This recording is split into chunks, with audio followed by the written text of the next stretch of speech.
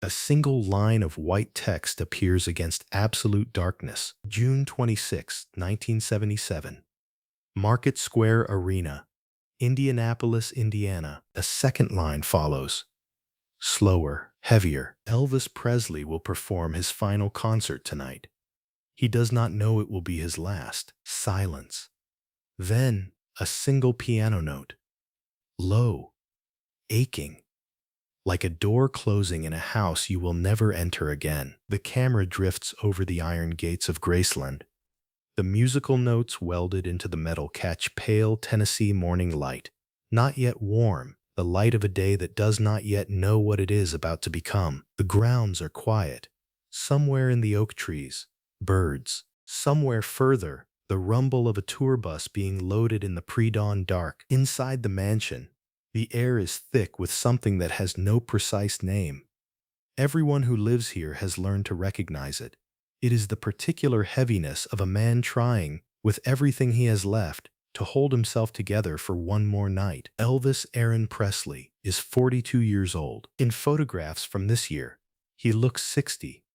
His face, once so sharp and symmetrical it seems sculpted by someone with a personal stake in beauty, has grown round and pale. His eyes, which once blazed with the dangerous electricity of a man who knew from the very beginning that he was carrying something the world had never seen, are fogged now. Not empty, never empty, but distant, the way a lighthouse looks from too far away, when the weather is bad, when you can see the light but cannot feel it reaching you. He stands in his bedroom, dressing for the journey north. The jumpsuit laid out on the bed is white.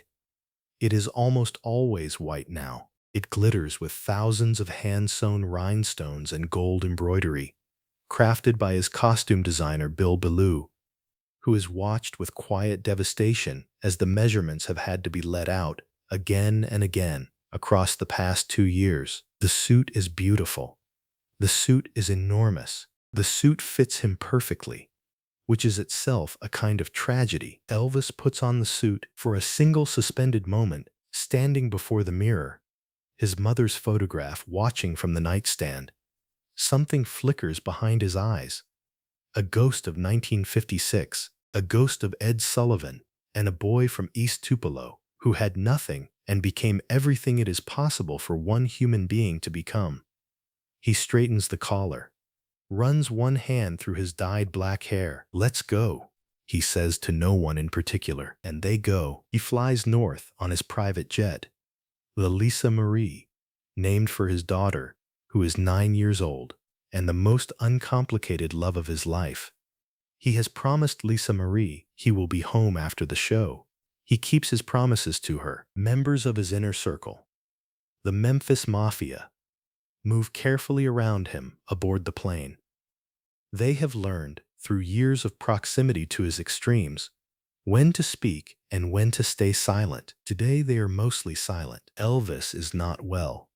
Dr. George Nichopoulos, Dr. Nick, travels with the tour as Elvis's personal physician. In practice, his role has become something more complicated and more tragic, managing Elvis Presley's pharmaceutical intake, a task that has grown over years from medical responsibility into damage control. By the summer of 1977, Elvis depends on a staggering array of prescription medications, sedatives to achieve sleep, stimulants to surface from it, pain medication for the ailments accumulated across decades, an enlarged heart, glaucoma, a twisted colon, chronic hypertension. The drugs interact and compound. They fog his mind and bloat his body and make it difficult, on many days, to remember clearly who he was before any of this began. He stares out the window as the jet crosses into Indiana. Below, the fields are green and flat, and seemingly endless. He presses one large hand against the cold glass. He watches the land pass beneath him. He does not speak. By mid-afternoon, the arena is electric. Market Square Arena holds 18,000 people, and tonight every seat will be filled. They have come from Indiana, Ohio, Kentucky, and further, from wherever people still travel to witness the thing they cannot get from a record or a photograph or a fading memory. They are not coming out of morbid curiosity. They are not coming to see a cautionary tale. They are coming to see the king. Inside, the crew moves with the practiced urgency of a traveling production that has done this hundreds of times.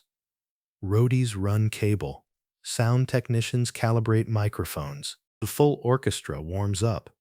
Elvis has always performed with a full orchestra and a gospel choir, a sound as big as the ambition that created it. The stage includes the long runway jutting from the main platform out into the audience, so that Elvis can move among them, reach down from the edge and press white silk scarves into outstretched hands. He has always done this. He has always wanted to close the distance. Elvis arrives backstage. The room changes the moment he enters. It always has. There is a quality to his physical presence, even now, even in this diminished version of himself, that rearranges the air around him. He is large. He moves with the deliberateness of a man managing constant pain, which some people mistake for dignity and those who know him recognize as the movement of someone who has learned to perform effortlessness when everything costs effort. He settles into the chair before the dressing room mirror. Outside, 18,000 people are finding their seats. The lights go down. 18,000 people cease, as one body, to breathe. From the darkness, the orchestra begins. The opening fanfare of Also sprach Zarathustra, the theme from 2001, A Space Odyssey, rises with the authority of something inevitable. A tide coming in, a storm building, a sun deciding to rise. Elvis has used this piece as his introduction since 1971. For millions of Americans, the music exists only as the sound of Elvis arriving. It cannot be separated from the anticipation of him. The music crests. The spotlights ignite. He is there. The roar from 18,000 throats is not simply noise. It is recognition. It is love that has deepened with age into something that exists below and beyond ordinary love. It is the sound of people confronting proof that something they believed in was real, that it existed, that it was not a dream they manufactured together. He opens with C.C. Ryder. His voice finds the song immediately, the way water finds a channel. He moves to I Got a Woman, and the TCB band, taking care of business, locks in behind him with the precision of musicians who have played these songs so many times that the music lives in their hands, not their heads. Elvis moves to the runway. He reaches down and pulls women toward him from the front rows. He drapes white silk scarves over their shoulders. They hold these scarves afterward as though they are sacred objects. In some real sense they are. He sings Love Me. He sings It's Now or Never. And when his voice reaches for the high note at the song's climax, the note that is served for 20 years as evidence that Elvis still has it, he reaches it. Cleanly, completely. The note blooms in the arena like something breaking open. The crowd's response is a physical force. Between songs, Elvis speaks to the audience. Loose. Funny. Human in a way his music alone cannot achieve. Tonight, his speaking is slower. His words come with pauses that are a beat too long. He loses a thread and recovers it. He makes a joke, and the audience laughs completely, because they love him so wholly that laughter comes easy, even when the joke is uncertain. Partway through the concert, something extraordinary happens. Elvis moves to the piano. He rarely plays piano in concert. He is, in fact, an accomplished pianist. It was the instrument of his church in Tupelo, the instrument on which the earliest versions of his music were formed. But live performance has always been about movement, presence, the microphone, and the reaching crowd. Tonight, he sits at the bench and places his large, ring-heavy hands on the keys. He plays the opening chord of Unchained Melody. The arena, 18,000 people, falls into a silence that seems physically impossible for a space this size. There is no such thing as true silence in a venue of this capacity. And yet, he sings. His voice, even now, even through everything his body has endured and is enduring, is an instrument of devastating emotional specificity. There is a quality in it that cannot be taught, cannot be replicated, cannot be explained in technical terms, a quality of absolute presence, of complete commitment to whatever emotional truth lives inside the word he is singing in the moment he is singing it. When he reaches the line, "Are you still mine?" his voice dropping into a register that is almost spoken, almost prayed, it does not sound like performance. It sounds like a man genuinely asking the question, like the asking costs him something real. There is not a dry eye in Market Square Arena. When the last note fades into darkness, silence holds. 1 second, 2 seconds, three, a suspended moment that everyone present will carry for the rest of their lives as one of those rare instants when time feels permeable, when you understand you are inside something that will outlive you. And then the roar returns. He sings Hurt, he sings Hound Dog, and all 18,000 voices join him, because the song has transcended him, become communal property, a piece of American musical DNA. And yet, hearing him sing it tonight, it belongs to him completely again, as though it has never belonged to anyone else. He sings My Way. There is a moment, a specific, crystalline, devastating moment, when Elvis reaches the line, and now the end is near. He does not know. He sings the words as lyrics, as he has always sung them, as retrospective defiance, not literal prophecy. He does not know that in 52 days, on the afternoon of August 16, 1977, he will be found on the bathroom floor at Graceland. He does not know that his heart, his enormous, overstressed, irreplaceable heart, will have given out. He does not know that the Cadillac he planned to drive to the dentist that afternoon will sit in the driveway, waiting, going nowhere. He does not know. He sings. At the concert's end, Elvis stands alone at center stage. The lights are warm and golden. The audience is on its feet. All 18,000. Every single person standing and reaching toward him with their applause, which has grown so enormous it has become its own silence. The silence inside thunder. He spreads his arms wide. It is a gesture he has made 10,000 times across 22 years. A gesture of receiving and returning. Of saying, I see you. I know you came. I know what it costs to love anything this much, because it is the central fact of my own life. And it is the one thing I have never been able to explain but have always been able to sing. He smiles, not the careful performed stage smile, a real one, tired and unguarded.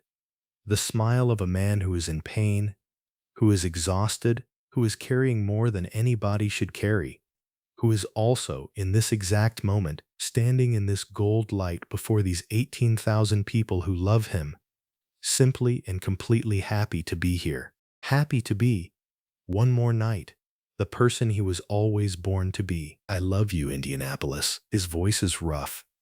His voice is magnificent. He bows. The lights go dark. Elvis boards the Lisa Marie and flies south through the American night toward Memphis, toward Graceland, toward his daughter asleep in her room. He is exhausted in a way that no sleep can touch. He keeps his promise. He goes home. On August 16, 1977, at 2:30 in the afternoon, Elvis Aaron Presley is found unresponsive on the bathroom floor at Graceland by his fiancée, Ginger Alden. He is 42 years old. He cannot be revived. He is pronounced dead at Baptist Memorial Hospital at 3:30 p.m. The cause: cardiac arrhythmia. The accumulated damage of years written in a single stopped heartbeat. The world does not know what to do with the news. Radio stations across America interrupt their programming. People pull their cars to the side of highways and sit in the quiet. At Graceland, in the days that follow, more than 80,000 people gather at the iron gates. They leave flowers, handwritten letters, worn records, and photographs. They leave notes that say what should have been said while there was still time. You were real. You were exactly what you said you were. We never thanked you the right way while we had the chance. 47 years have passed since that night in Indianapolis, since that voice filled an arena one final time. Since those arms spread wide in the warm gold light, Elvis Presley remains the best-selling solo recording artist in history. More than 1 billion records sold, Graceland receives over 600,000 visitors each year, the second most visited private home in America, surpassed only by the White House. But numbers are the wrong language for what Elvis Presley was, and is, and continues to be. The right language is simpler. Somewhere tonight, in some city, in some country, a song begins. A voice, warm, southern, enormous, unmistakable, fills a room, and whoever is in that room, whatever age, whatever language they speak, something in them opens. Something that was closed before the music started is open now. That is what was on that stage in Indianapolis on June 26, 1977. That is what the king left behind. The lights go out. The voice remains.